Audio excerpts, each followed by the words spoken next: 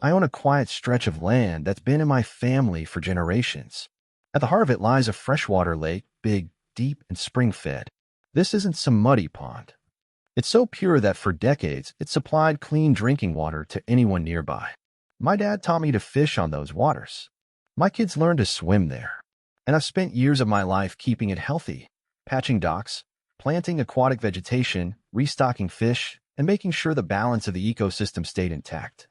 The irony is that the HOA subdivision that sprouted up on the far side of the property now relies on that very lake for its water supply. Their houses wouldn't exist without it. But instead of being grateful, they've always treated me like a nuisance. You see, I fish. A lot. Not only do I fish, but I've stocked the lake myself. Bass, catfish, trout, turning it into a sustainable living resource. But according to Karen, the HOA president, my fishing habits were unsightly. She claimed my small aluminum fishing boat was ruining the neighborhood's carefully curated aesthetic and even insisted it was dragging down property values. One afternoon, while I was out casting lines for my dock, Karen marched down like she owned the place.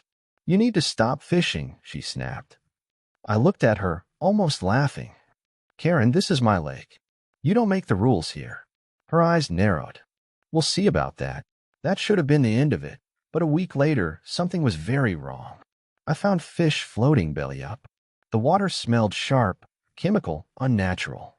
I sent samples to a lab. The results left no room for doubt.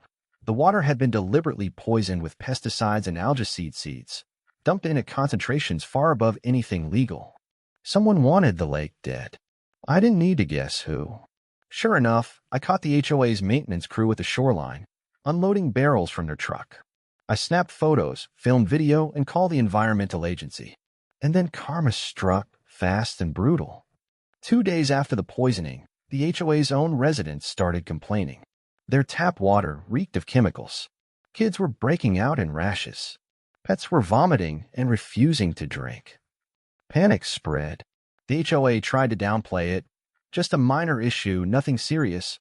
But when inspectors tested the water lines, they confirmed exactly what I already knew. The same toxic chemicals from my lake had contaminated the subdivision's drinking water.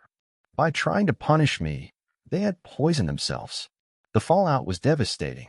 The county hit the HOA with massive fines for environmental violations. The health department shut down their water system completely until it could be flushed, treated, and retested.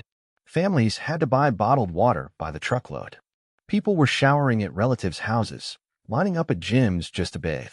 And when residents learned that their own board had caused it all, fury exploded. Lawsuits flew faster than trout in spawning season. Karen tried to wriggle out of it, claiming I had somehow poisoned my own lake for sympathy.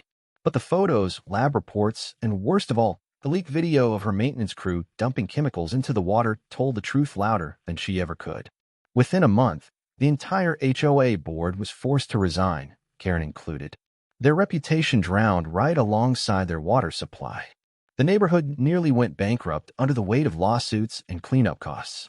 Meanwhile, I had the lake professionally restored, restocked it with new fish, and returned to fishing just as I always had, only now every cast comes with a grin.